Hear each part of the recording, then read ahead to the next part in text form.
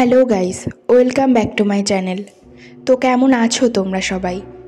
আজকে আমি এক্সপ্লেন করতে চলেছি আমেরিকান হরর ফিল্ম অ্যাপেন্ডেজ। তো দেরি না করে চলো টপিকে চলে যাই।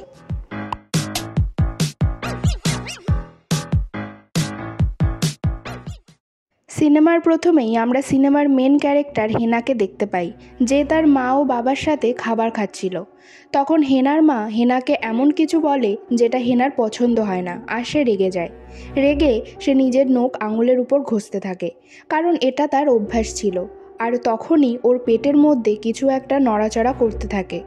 ওর পেটে থাকা কিছু যেন বেরিয়ে আসতে চায়, যেটা দেখে হেনা ভয় পেয়ে যায়। কিন্তু যখনই সে আবার পেটের উপর হাত বোলায়, তখন আবার সব কিছু নর্মাল হয়ে যায়, যার জন্য সে আর এটাকে বেশি পাত্তা দেয় না।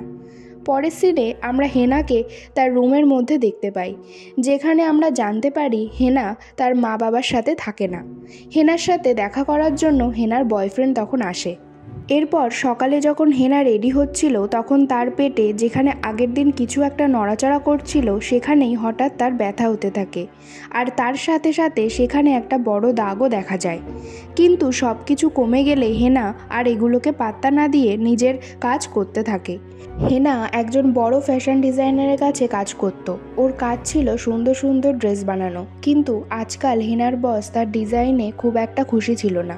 আর আজ ও একটা জামায় বোতাম লাগানোর সময় রক্ত লাগিয়ে ফেলে, যেটা দেখে তার বস তার উপর প্রচণ্ড রেগে যায়, যেটা দেখে হেনারও মন খারাপ হয়ে যায়।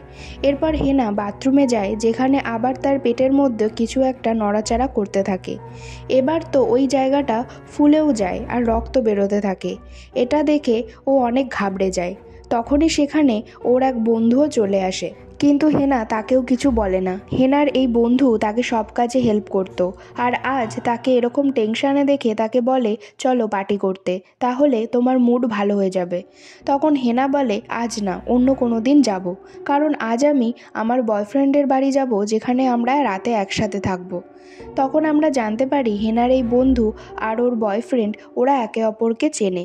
এরপর হেনা যখন রাতে ওর বয়ফ্রেন্ডের বাড়িতে যায়, তখন ওরা ওর ফ্যামিলির কথা বলতে থাকে।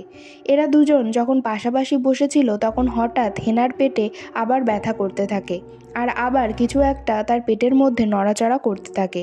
হেনার ভয় করছিল যে তার বয়ফ্রেন্ড যেন এই জিনিসটা না দেখে ফেলে।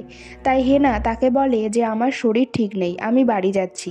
এটা শুনে তার বয়ফ্রেন্ড ঘাবড়ে যায় আর বলে, কি হয়েছে, আমি কি কিছু ভুল করেছি? কিন্তু হেনা বলে, না, আমার শরীর ভালো লাগছে না। যেটা বলে ও ওখান থেকে বেরিয়ে আসে, আর কিছুক্ষণ পর ও ওর বাড়ি পৌঁছে যায়, যেখানে তাকে একটা সুন্দর ড্রেস ডিজাইন করে দেওয়ার কথা ছিল, কিন্তু সে এতটাই ডিস্টার্ব ছিল যে তার কোনো ডিজাইনই মাথায় আসছিল না।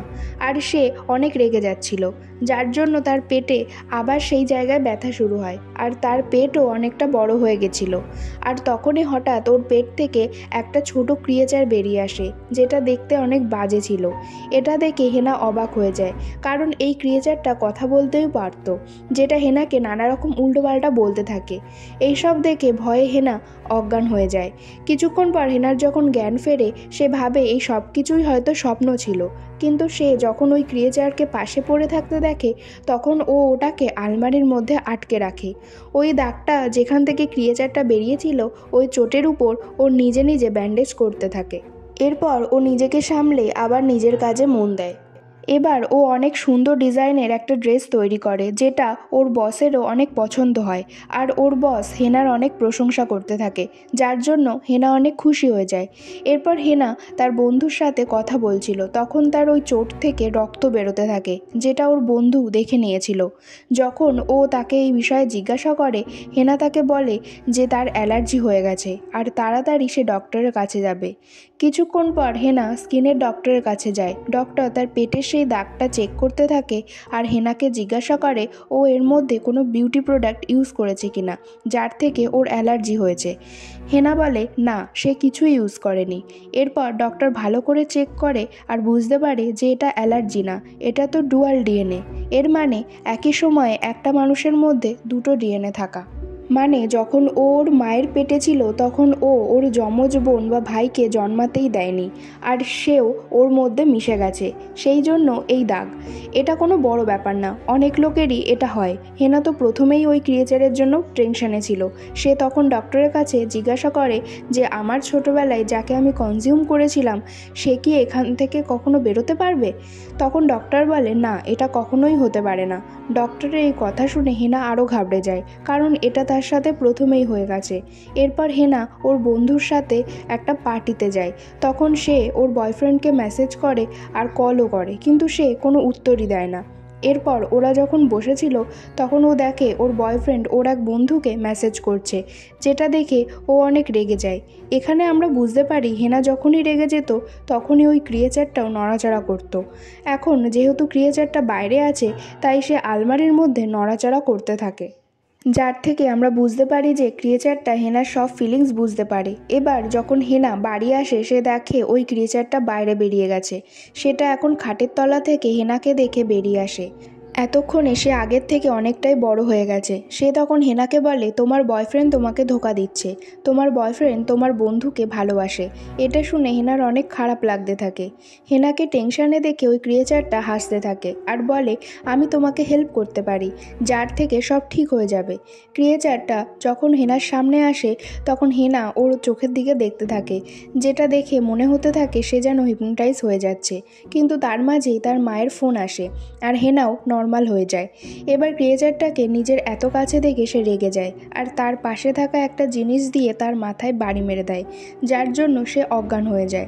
এরপর হেনা ওটাকে নিয়ে বেসমেন্টে যায় আর ওটাকে ওখানে বেঁধে রাখে।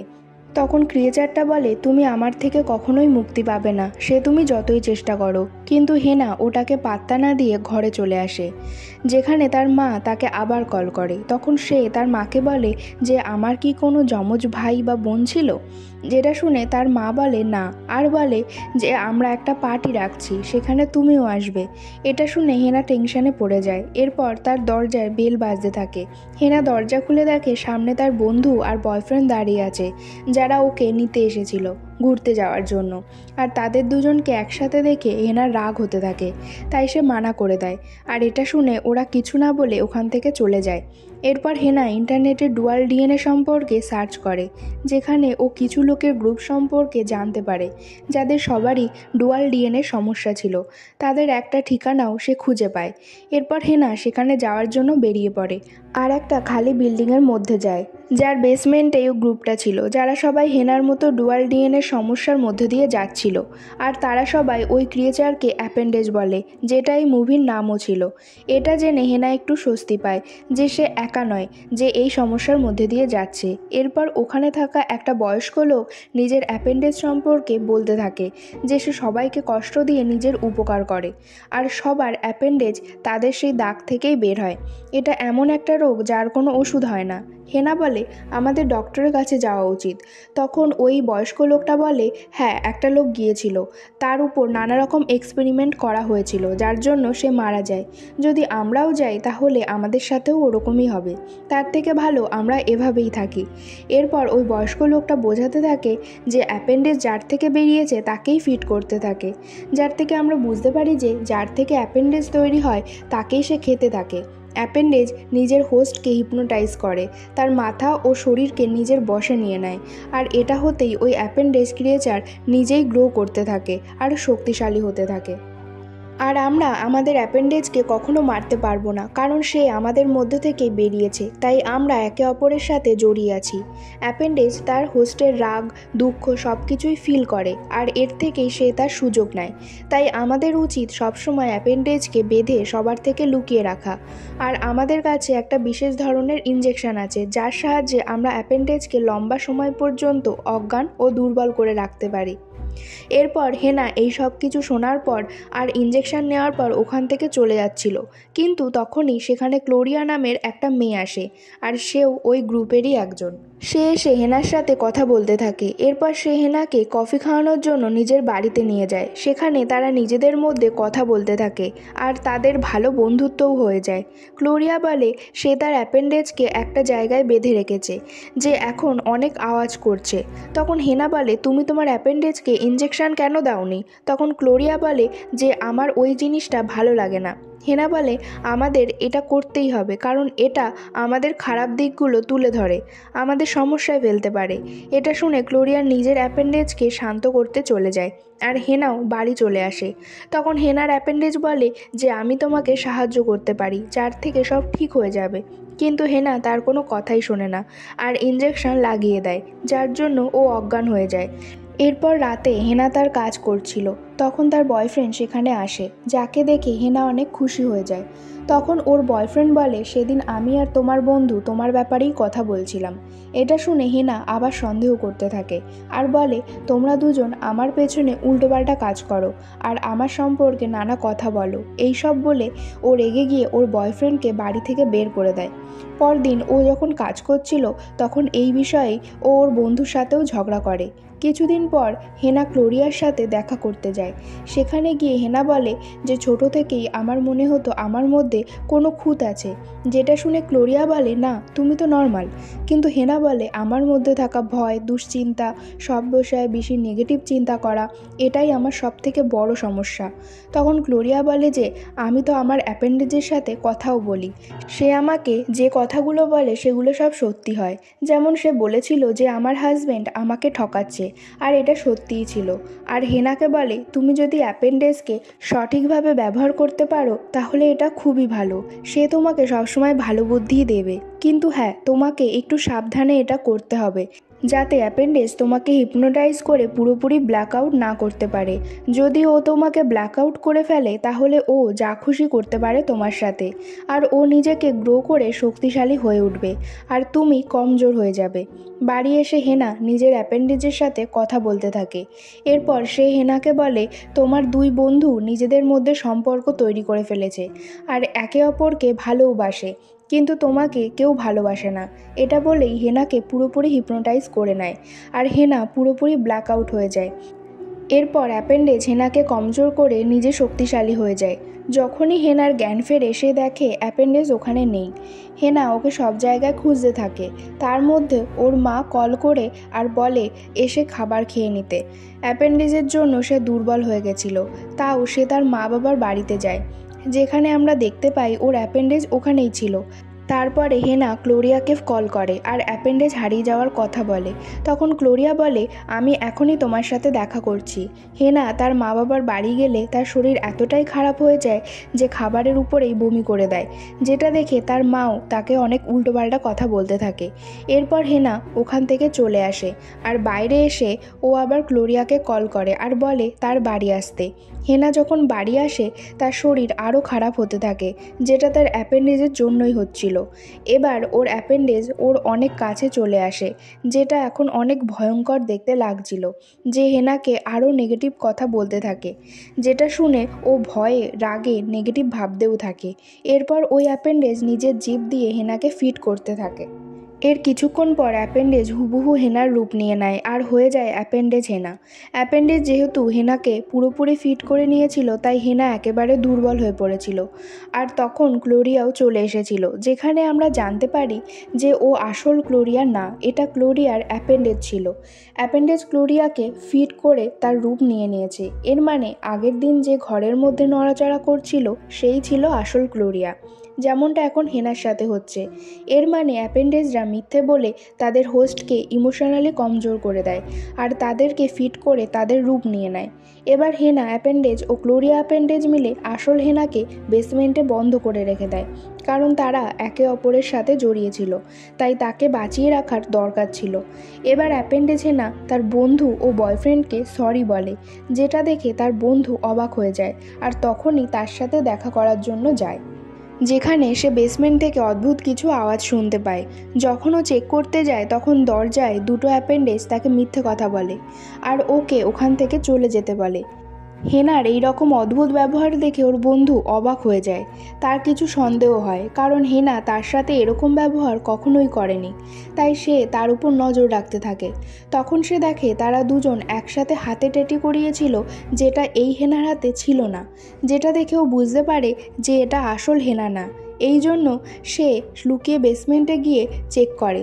সেখানে সে আসল হেনাকে বাঁধা অবস্থায় দেখতে পায়, যার অবস্থা অনেক খারাপ ছিল। এবার সে হেনাকে তাড়াতাড়ি হসপিটালে নিয়ে যায়, কারণ তাদের মধ্যে অনেক ভালো বন্ধুত্ব ছিল। তাই তাদের বন্ধুত্ব আবার আগের মতো ভালো হয়ে যায়। এবার দুটো অ্যাপেন্ডেজ ওই গ্রুপের কাছে যায়। সেখানে আমরা জানতে পারি এরাও আসল লোক না, এরা সবাই অ্যাপেন্ডেজ ছিল, যারা সবাই তাদের হোস্টের জীবন কাটাচ্ছিল। আর এমন একদিন আসবে যেদিন তারা তাদের হোস্টকেই শেষ করে ফেলবে। এবার সবাই অ্যাপেন্ডেজ হেনার জন্য হাততালি দিতে থাকে। তখন তাদের গ্রুপের লিডার বলে উনি নতুন একটা উপায় বের করেছে, যেখানে আমরা নিজেদের হোস্টকে ছাড়াও অন্য লোককে ফিট করতে পারবো, যার থেকে আমরা আরও শক্তিশালী হয়ে যাব। যারা নিজেদের জীবনে হ্যাপি থাকবে না, সবসময় নেগেটিভ থাকবে, আমরা তাদেরকেই ফিট করব।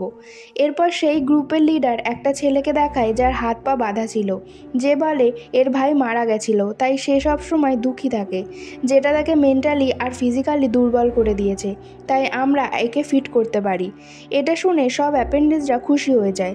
এবার অ্যাপেন্ডেজ হেনা তার বয়ফ্রেন্ডের কাছে যায়, আর অন্যদিকে নার্স হেনাকে রিপোর্ট সম্পর্কে বলে, যেটা নর্মাল ছিল।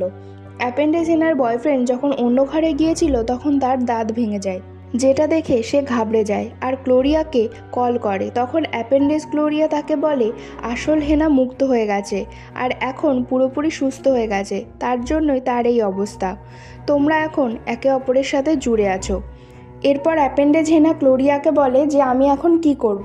ক্লোরিয়া বলে তুমি এখন অন্য কাউকে ফিট করে নাও। এটা শুনে অ্যাপেন্ডেজ হেনা তার বয়ফ্রেন্ডকে ফিট করতে থাকে। অন্যদিকে হসপিটালে থাকা হেনার ওর তার বন্ধুর তাদের মেল ফ্রেন্ডের কথা মনে পড়ে, তাই ওরা হসপিটাল থেকে বেরিয়ে হেনার বাড়ি যায়। সেখানে গেলে অ্যাপেন্ডেজ ক্লোরিয়া তাদের উপর হামলা করে দেয়। তারপর ওরা দুজনে মিলে অ্যাপেন্ডেজ ক্লোরিয়াকে ইঞ্জেকশনটা দিয়ে অজ্ঞান করে দেয়। এবার হেনা রুমে গিয়ে দেখে অ্যাপেন্ডেজ হেনা তার বয়ফ্রেন্ডকে ফিট করছে। এটা দেখে হেনা একটা কাঁচি দিয়ে অ্যাপেন্ডেজ হেনার জিভি কেটে দেয়, যার থেকে তার বয়ফ্রেন্ড তখন বেঁচে যায়। এরপর হেনার অ্যাপেন্ডেজ তাকে বশ করার জন্য আবার নেগেটিভ কথাবার্তা বলতে থাকে, কিন্তু এই হেনা যেহেতু স্ট্রং ছিল তাই তার উপরে কোনোই প্রভাব পড়ে না। তারপর সে তাকে একটা ইঞ্জেকশন দিয়ে আবার অজ্ঞান করে দেয়। এরপর অ্যাপেন্ডেজ হেনা আবার আস্তে আস্তে কমজোর হতে থাকে। এরপর আবার সে সেই ছোট রূপেই ফিরে যায়। তখন সে আর অত ভয়ানক ছিল না। এরপর তারা দুজন মিলে আসল ক্লোরিয়াকেও বাঁচিয়ে নেয় আর তার অ্যাপেন্ডেজকেও ছোট রূপে ফিরিয়ে দেয়। এরপর হেনা আর তার বন্ধু মিলে তাদের জব ছেড়ে দিয়ে নিজেদের ব্যবসা শুরু করে। এখন হেনার মধ্যে আগের মতো অত ভয় দুঃখ ছিল না। এখন হেনা আবার কনফিডেন্ট হয়ে গেছিল নিজের উপরে, আর তার সাথে তার মা বাবার সম্পর্ক আবার ভালো হয়ে যায়। এরপর থেকে ওর মা বাবার সাথে আবার ভালোভাবে হ্যাপিলি জীবন কাটাতে থাকে। অন্যদিকে সে তার অ্যাপেন্ডেজকে একটা ছোট বাচ্চার মতো পালতে থাকে। যেখান থেকে আমরা বুঝতে পারি অ্যাপেন্ডেজ হলো আমাদের মধ্যে থাকা নেগেটিভ চিন্তা, রাগ, ভয় ও দুশ্চিন্তা, যেটা সব মানুষের মধ্যেই থাকে, কিন্তু তাদেরকে আমাদের কন্ট্রোল করতে হবে ও নিজেদের ভালোভাবে থাকতে হবে। তাই আমরা যদি নিজেদেরকে কন্ট্রোল করে রাখতে পারি তাহলে ওরা আমাদের উপর আর হেভি হতে পারবে না। আর এখানেই শেষ হয়ে যায় এই সিনেমাটা। তো কেমন লাগলো আজকের এক্সপ্লেনেশন অবশ্যই কমেন্ট সেকশানে জানাবে। ভালো লাগলে লাইক, শেয়ার, সাবস্ক্রাইব করবে। আর হ্যাঁ, সাবস্ক্রাইব করার সময় পাশের বেল আইকনটি প্রেস করে দেবে, যাতে আমি যখনই কোনো নতুন ভিডিও আপলোড করব তার ইনস্ট্যান্ট নোটিফিকেশান তোমাদের কাছে পৌঁছে যায়।